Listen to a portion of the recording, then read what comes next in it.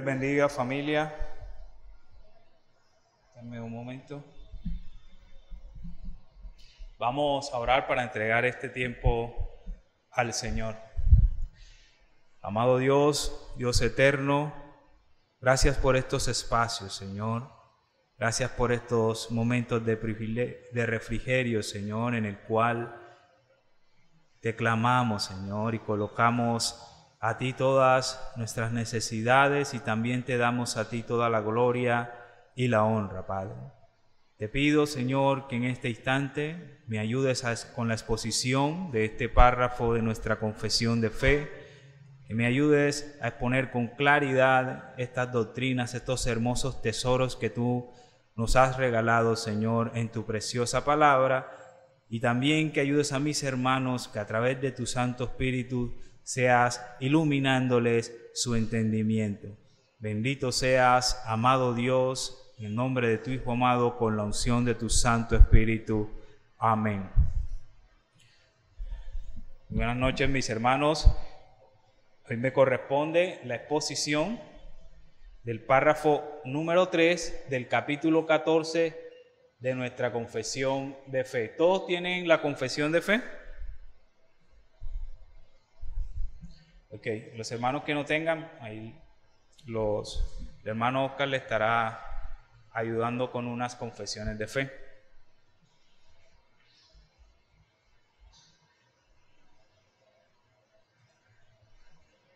Ahora sí todos tienen la confesión.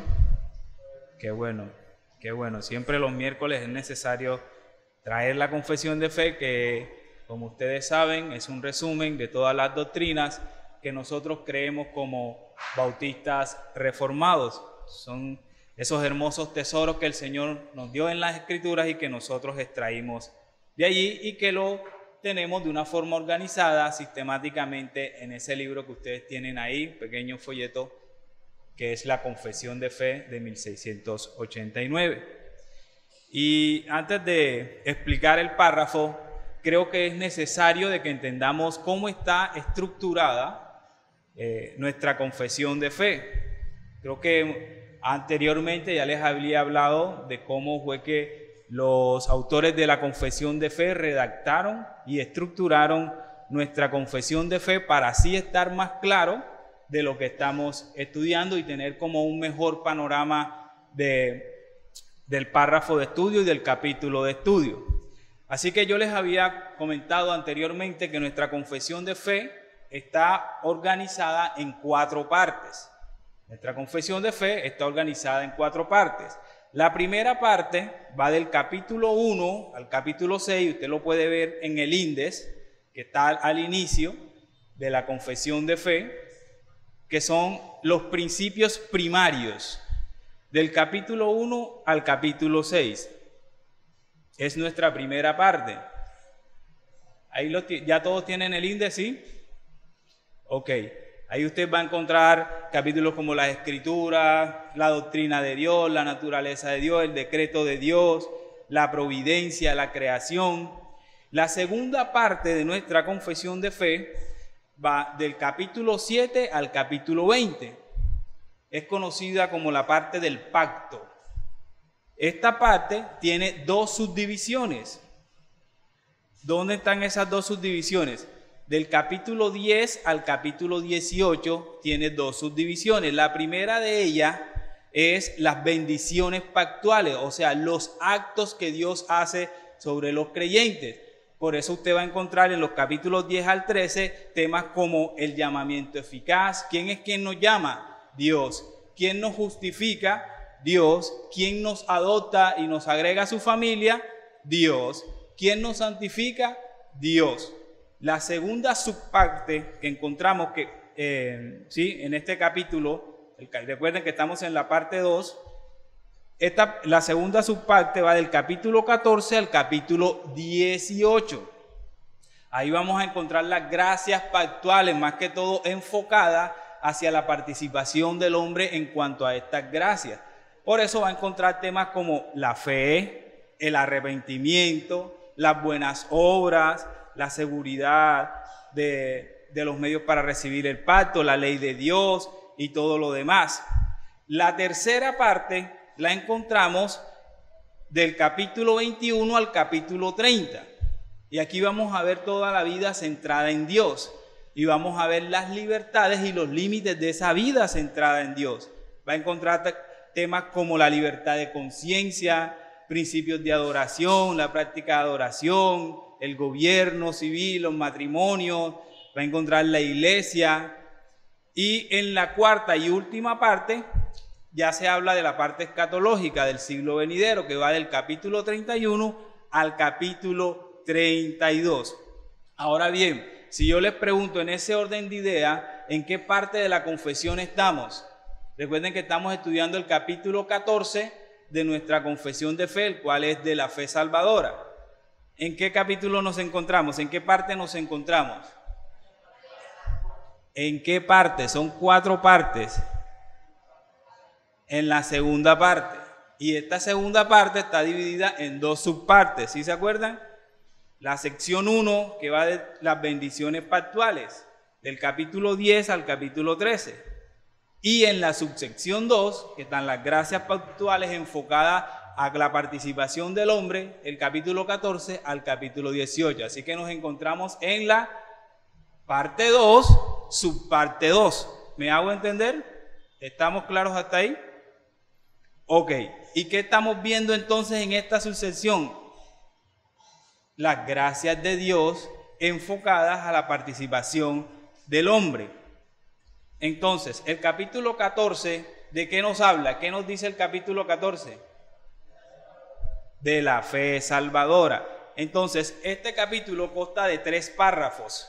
¿Sí los ven ahí? 3 párrafos. El primero de ellos estuvimos hablando acerca del origen de la fe salvadora. ¿Quiénes estuvieron en esa clase? Nadie. ¿No se acuerdan? Ok, el origen de la fe salvadora. A modo de resumen, bueno, el origen de la fe salvadora o cómo se origina la fe salvadora, el párrafo nos dice a modo de resumen prácticamente que la fe salvadora es una obra del Espíritu Santo de Dios que ocurre de una forma ordinaria en la persona a través de ¿qué? De la palabra de Dios. Eso es el origen y o cómo se origina la fe salvadora. En el segundo párrafo que estuvo poniendo nuestro hermano Jonathan la clase pasada, nuestro hermano Jonathan nos estuvo hablando acerca de las acciones de la fe salvadora. ¿Sí recuerdan cuáles eran esas acciones? ¿No recuerdan? Ok. Nuestro hermano nos hablaba de que la fe hace creer toda la escritura. Nos hablaba también de que la fe produce obediencia a los mandamientos de Cristo. También nos hablaba de que la fe hace temer a Dios. Nos hablaba de ese temor de Dios. También que la fe nos hace descansar en Cristo Jesús para salvación y así adquirir un compromiso verdadero. Entonces, es importante también dejar claro algo aquí. La fe nos salva. La fe nos salva. ¿Quién es el que salva? Cristo. ¿La fe es qué? Un instrumento. Es un instrumento por el cual el Señor nos ha dado a nosotros para que nosotros abracemos esa hermosa verdad de salvación y que ahora empecemos a estar en paz con Dios. ¿Estamos claros ahí que la fe nos salva? El que salva es Cristo. Nuestro hermano Jonathan también nos habló de 3 elementos importantes que tienen que ver con esta fe. ¿Sí se acuerda cuáles eran? 3 elementos importantes. El primero, conocimiento. Que hay que tener una instrucción correcta de la verdad. Hay que tener un conocimiento correcto de la verdad. Y nos hablaba que esta palabra en teología viene del latín notitia. ¿Sí se acuerdan de eso que Jonathan habló? Entonces, la fe implica 3 elementos. El primero de ellos es conocimiento. Usted para tener fe tiene que conocer. Por eso implica aquí un estado de la conciencia. En la parte anterior a esta, que eran los actos que hacía Dios, en la subparte 1 de la parte 2, esos son actos que Dios hace en la persona, la justificación, la adopción, la santificación, por debajo de la conciencia. O sea que usted no se da cuenta cuando Dios lo justifica. usted no se da cuenta. Pero en esta parte, en esta otra subparte que estamos viendo, donde implica la obra del hombre, ahí sí usted sí se da cuenta, porque miren que implica un conocimiento, la fe implica un conocimiento de la verdad. Otro elemento que implica la fe, ¿cuál es? El asentimiento. El asentimiento. ¿Qué viene siendo el asentimiento? Cuando usted tiene el conocimiento de esa verdad y la asimila, como si esa es la verdad absoluta. Usted tiene un conocimiento de algo y ese conocimiento de algo lo interioriza. Y así vive su vida creyendo de que eso es verdad, de que ese conocimiento que adquirió es verdad. O sea, es la convicción del conocimiento adquirido. Eso es el asentamiento. Ahora, si ya usted tiene el conocimiento, ¿cierto? Y ya tiene la convicción, el asentamiento en su vida de que ese conocimiento que adquirió es verdad, ¿cuál es el paso que viene ahora? La práctica de ese conocimiento y de ese asentamiento. Y ese es el tercer elemento de la fe, que se llama confianza. Se me olvidó decirle que asentamiento en latín es ascensus, es confianza. Entonces, ¿qué es confianza? Es la entrega a esa verdad, es practicar esa verdad, es vivir conforme a esa verdad. Y en teología se conoce este elemento como fiducia. Ya todos más o menos tenemos una idea. Bueno, los que adquirieron casa y apartamento saben más o menos de qué trata una fiducia. Que cuando usted va, adquiere un apartamento, tiene que pagar primero una cuota inicial. Esa cuota inicial que usted va pagando, esa plata, no va a la constructora primero, sino que va a una fiducia, y esas fiducias son las entidades financieras que se encargan de guardar su plata. En ese sentido, usted confía la plata a la fiducia. ¿Estamos claros hasta ahí de esos tres elementos? ¿Alguien tiene alguna duda al respecto? ¿Todo claro? Ok, entonces podemos decir que la fe es certeza, es convicción y es acción conforme a lo creído. Entonces, en ese orden de ideas, vamos a ver, ahora sí, entrar de lleno a nuestro párrafo 3, que es un párrafo corto, donde vamos a ver los niveles de la fe. Óigame bien, los niveles de la fe. Así que quiero leer para ustedes lo que escribieron los autores de la Confesión de Fe en el párrafo 3. ¿Todos estamos ahí en el párrafo 3? Ok, acerca de los niveles de la fe. Dice, esta fe, aunque sea de un nivel diferente y pueda ser débil o fuerte, es sin embargo, aún en su nivel más bajo, diferente en su clase y naturaleza, como lo es toda otra gracia salvadora de la fe y la gracia común de aquellos creyentes que solo son por un tiempo, y consecuentemente, aunque muchas veces sea atacada y debilitada, resulta, sin embargo, victoriosa, creciendo en muchos hasta obtener la completa seguridad a través de Cristo, quien es tanto el autor como el consumador de la fe. Así que el párrafo básicamente, a modo de resumen, nos dice tres cosas. La primera es que esta fe salvadora tiene dos niveles: el nivel débil o el nivel fuerte. O sea, que en la vida cristiana hay creyentes de poca fe, creyentes de poca fe, nivel bajo de fe, y creyentes de mucha fe, creyentes con un nivel fuerte de fe. Lo segundo que nos dice es que los creyentes que tienen un nivel bajo de fe o débil de fe, ellos se diferencian de las personas que tienen una fe falsa. ¿Cómo se diferencian? En su clase y en su naturaleza. O sea, que aunque hayan hermanos que tienen poca fe, una fe débil, baja, aunque sea poquita, es fe salvadora. En ese sentido, ellos tienen la fe verdadera y esta fe permanece en ellos, a diferencia de los que profesan una fe falsa, que ellos no tienen la fe salvadora. Por eso es diferente en naturaleza. Es diferente. Ellos no tienen la fe, ellos no son salvos. ¿Y cómo diferenciamos a los hermanos que tienen una fe débil de los hermanos de los que profesan una fe falsa? ¿Cómo los diferenciamos? Bueno, porque los de la fe falsa, su fe se va con el tiempo, perece con el tiempo. Muchas veces vemos en la iglesia hermanos que llegan, bueno, en ese momento lo conocemos como hermanos, llegan a la iglesia, usted los ve llorando, comprometidos, abrazan la doctrina, de pronto llega la adversidad y estos hermanos, su fe, su supuesta fe, se va con ellos. Se van ellos y se va su fe también. Entonces a eso me refiero con los hermanos de falsa fe. No llamémoslos hermanos, pues llamémoslos profesantes de falsa fe. En ese sentido.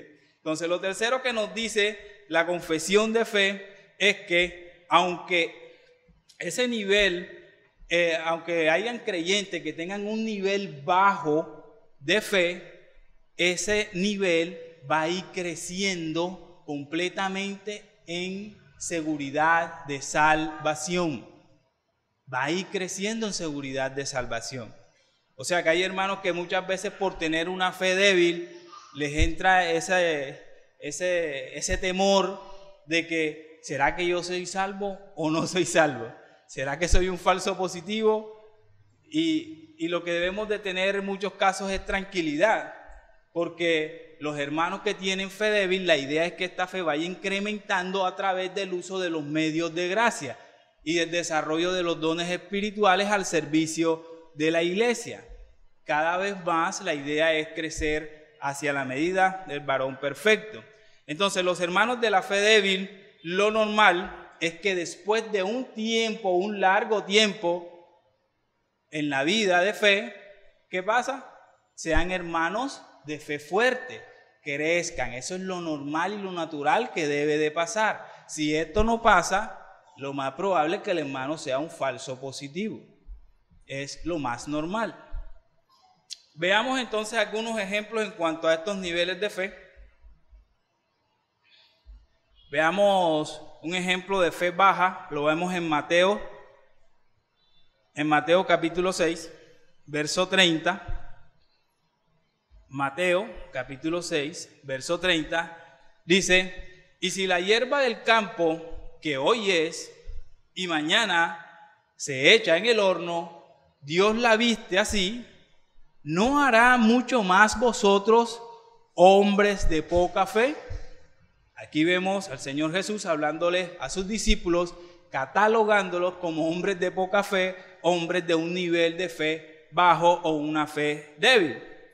Otro versículo que nos habla de los falsos positivos, por así decirlo, de las personas que profesan fe, pero que es una fe falsa, es Mateo 13, del 20 al 21, que es la parábola del sembrador que todos conocemos. Dice Mateo 13, del 20 al 21, dice, leo para ustedes la palabra del Señor: y el que fue sembrado en pedregales, este es el que oye la palabra y al momento la recibe con gozo, pero no tiene raíz en sí, sino que, ¿qué dice el texto? Es de corta duración. Su fe se va, no permanece, pues al venir la aflicción o la persecución por causa de la palabra, que pasa, tropieza. Así que hay una fe verdadera, aunque sea poca, débil, sigue siendo fe. Y hay una fe falsa que la podemos evidenciar a través de que esta fe es algo temporal, no permanece. Otro ejemplo que vemos de fe débil es Lucas 22, del 31 al 32. Lucas 22, del 31 al 32, dice: dijo también el Señor: Simón, Simón, he aquí Satanás os ha pedido para zarandearlos como a trigo, Pero yo he rogado por ti, que tu fe no falte, y tú, una vez vuelto, confirma a tus hermanos. Y en este pasaje es necesario destacar algo muy importante. Una de las formas por la cual se debilita nuestra fe es por los ataques de Satanás, porque nuestra fe puede ser zarandeada, y por eso es que muchas veces nos sentimos fuertes, pero otras veces nos sentimos débiles. Y si a eso le puede sumar también el pecado remanente que hay en nosotros, entonces por eso es que usted ve que muchas veces hay hermanos que avanzan una, retroceden dos, otros están en ese círculo vicioso de estancamiento espiritual, debido a que nuestra fe puede ser atacada. Y en este verso vemos que el Señor Jesús ora por sus discípulos, por su discípulo Pedro, para que su fe no falte. Ahora bien, un ejemplo de fe fuerte lo encontramos en el pasaje del centurión en Capernaum, en Mateo 8 del 5 al 11. Mateo 8 del 5 al 11, leo para ustedes. Y cuando entró Jesús en Capernaum, se le acercó un centurión suplicándole y diciendo: Señor, mi criado está postrado en casa, paralítico, sufriendo mucho. Y Jesús le dijo: yo iré y lo sanaré. Pero el centurión respondió y dijo: Señor, no soy digno de que entres bajo mi techo, mas solamente di la palabra y mi criado quedará sano. Porque yo también soy un hombre bajo autoridad, con soldados a mis órdenes. Y digo a este: ve y va, y al otro: ven y viene. Y a mi siervo: haz esto, y lo hace. Al oírlo, Jesús se maravilló y dijo a los que le seguían: en verdad os digo que en Israel no he hallado en nadie una fe tan grande. Tremendo, un centurión mostrando un ejemplo de fe fuerte. Ni siquiera un judío, ni siquiera un judío. Ahora, una virtud importante que tiene esta fe es la perseverancia. Veamos lo que dice Hebreos capítulo 6, del 11 al 12.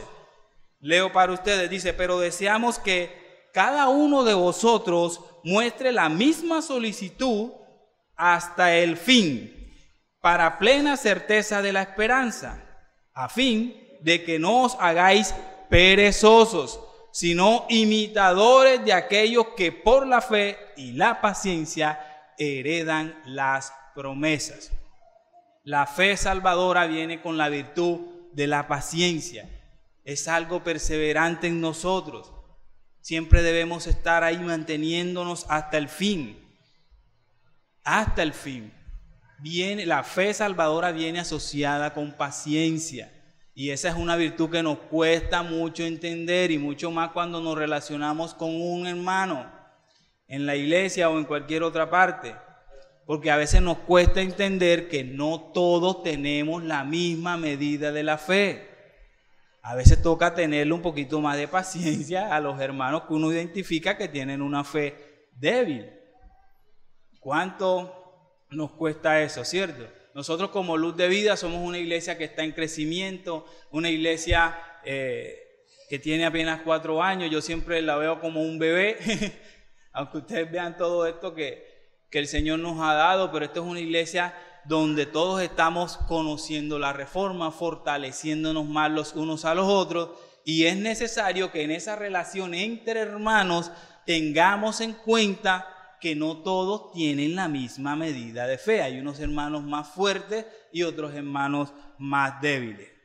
Y por último, Hebreos 12:2 nos muestra que el autor y consumador de esta hermosa fe salvadora es ¿quién? Es Cristo. Dice: puesto los ojos en Jesús, el autor y consumador de la fe, el cual por el gozo puesto delante de él sufrió la cruz, menospreciando el oprobio, y se sentó a la diestra del trono. Así que podemos resumir de que hay hermanos, personas que tienen la fe en niveles muy bajos, pero es fe salvadora. Aunque sea débil, es poca, pero es fe salvadora. Y esta fe y hay hermanos que tienen una fe fuerte. Y esta fe salvadora puede ser atacada, debilitada, y además una de las formas de evidenciar si el hermano es creyente o no es creyente es que observando su fe, cómo va creciendo en la fe. Si esta fe se espuma en un momento, se va, ya sabremos que el hermano le está falta de arrepentimiento o que la persona está falta de arrepentimiento. ¿Por qué? Porque la fe salvadora, el hermano va a perseverar hasta alcanzar plena seguridad de salvación. Plena seguridad de salvación. Así que en ese orden de ideas hay una fe salvadora que va en niveles altos, niveles bajos, y que por muchas dudas que a veces tenga el creyente de que si es salvo o no es salvo, debe de tener en cuenta que si tiene la fe salvadora, sigue siendo salvo. No es necesario llegar a tener la fe. Bueno, lo que esperamos es que el hermano tenga la fe fuerte, el nivel fuerte, madura, pero con la fe débil la persona sigue siendo salva, Esa fe fuerte que nosotros queremos ver en todos los creyentes y en todos nuestros hermanos, esa fe madura se refleja a través de algo, a través de la práctica, de la fe práctica. Así como el centurión, Señor, di la palabra. Y esta es la fe que el Señor permita y aparezca siempre en nosotros cuando la tormenta esté fuerte. Esa es la fe que necesitamos mostrar cuando no tenemos empleos, cuando nos diagnostican una enfermedad terminal, cuando vemos que las cosas en la casa están difíciles, cuando las deudas aprietan. Esa es la fe que tenemos que tener nosotros. Así que orémosle al Señor. Señor, aumenta nuestros niveles de fe, para que el Señor no diga más de nosotros, hombres de poca fe. Así que teniendo todo este conocimiento, es claro, para finalizar, considerar ciertas cositas, ciertas preguntas. Como por ejemplo, todo el que tiene fe salvadora necesariamente tiene seguridad de salvación. ¿Ustedes qué creen? No, ¿verdad? ¿Por qué?